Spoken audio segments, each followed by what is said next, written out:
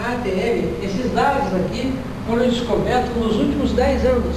E só tem 3 livros que tem isso. Um é de um americano chamado Himes, que é um livro de cortes anatômicos. O outro é de um brasileiro chamado Roberto Lente, que é professor da Universidade Federal do Rio de Janeiro, os 100 bilhões de neurônios. E o meu livro, que é esse aqui, que toda a informação somestésica do corpo inteiro, de dor, de tato, do corpo inteiro, quando sobe para o cérebro, sofre interferência direta da ATM. Se a ATM estiver mal posicionada, esses sinais vão exacerbados para o cérebro. Quando você coloca a ATM na posição espacial correta, esses sinais são reduzidos e o indivíduo imediatamente deixa de ter dor. Não que o indivíduo, por exemplo, se ele tem um problema no músculo, né, da perna, ele deixa de ter a dor. O problema no músculo continua existindo. Então é o caso, você pode falar no Rio de Janeiro, a parte de cima ela antes e na parte de baixo alguns meses depois. Ela tinha toda essa sintomatologia. E olha a pele dela. Ela tinha uma pele toda cheia de buracos. Não dormia. A pessoa que não dorme, gente, não tem condição do corpo ficar bem. Se você não dorme, o corpo padece. Então, foi tratado em questão de meses. Ela ficou sem dor.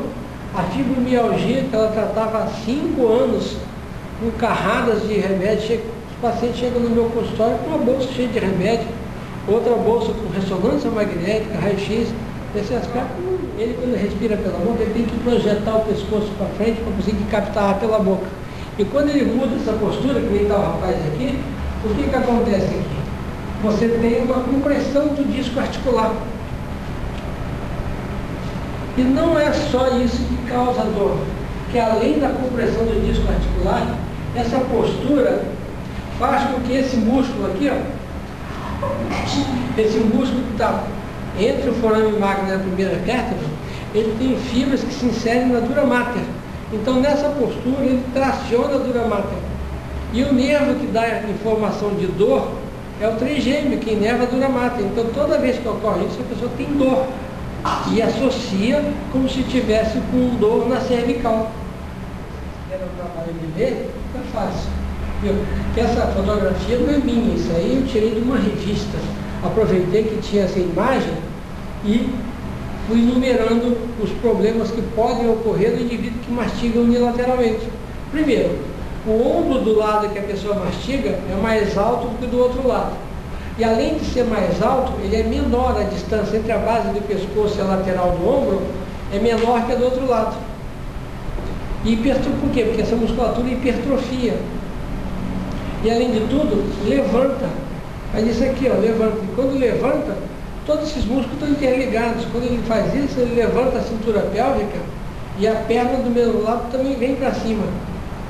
E do outro lado, a cintura pélvica vai para baixo. Se você fizer uma escanometria desse indivíduo, vai parecer que ele tem uma perna mais curta que a outra, porque a bacia está rodada. Você tem problema porque as vias são comprimidas. Se o indivíduo mastiga do lado esquerdo, geralmente ele tem um problema de apêndice, ele tem um problema de vesícula, porque esses órgãos sendo comprimidos, eles trabalham sobre estresse e acabam funcionando mal. E o apêndice, como é fim de linha, é que nem em certos bairros que é fim de linha do cano d'água.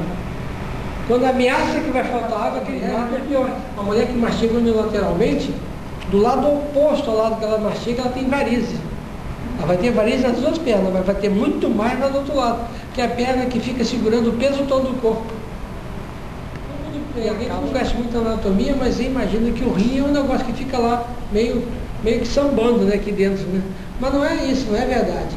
Na verdade, o rim, ele fica preso à 12ª costela por uma fáscia, na 12ª costela. Então, se você faz isso aqui, o que aconteceu com a costela? A costela subiu e aquela fáscia levanta o rim. Só que o ureter, que leva a urina para a bexiga, ele é flexível, mas não é tanto. Então o ureter também fica esticado.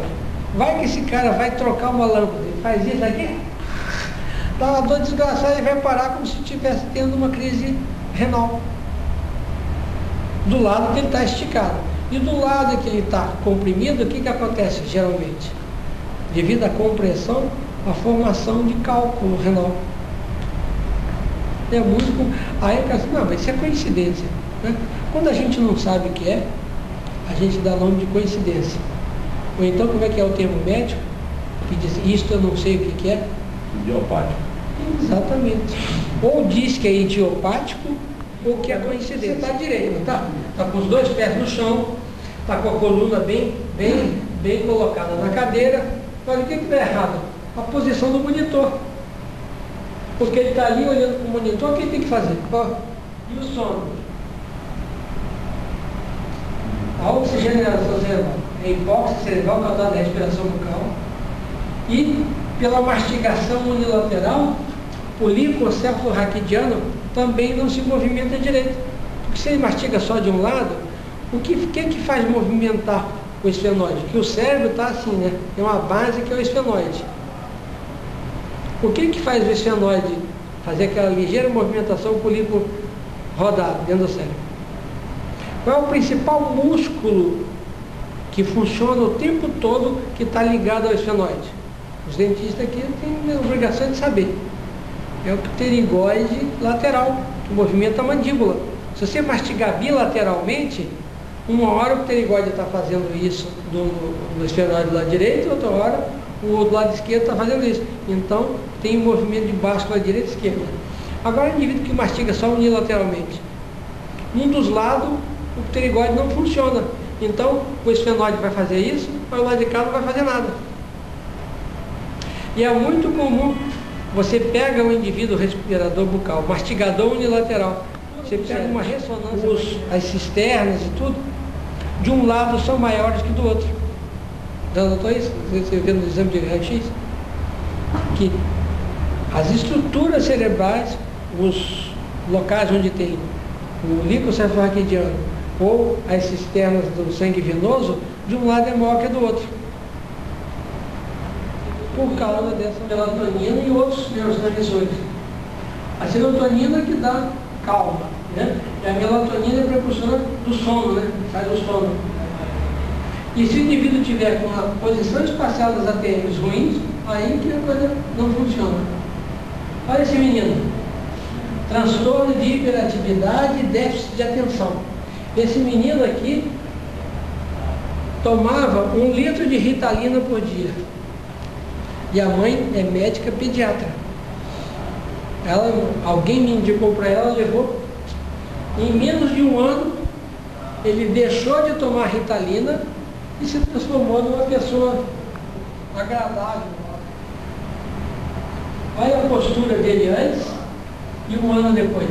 Completamente diferente. Isso tudo causado por uma respiração bucal. Então, você tem na respiração bucal as insônias, o bruxismo e a apneia do sono. Isso tudo, inclusive, tem que caminhar mais pela boca, que é típico do respirador bucal. E essa criança aqui, ele tinha apneia acordado. Esse menino tinha 9 anos de idade e pesava 95 quilos.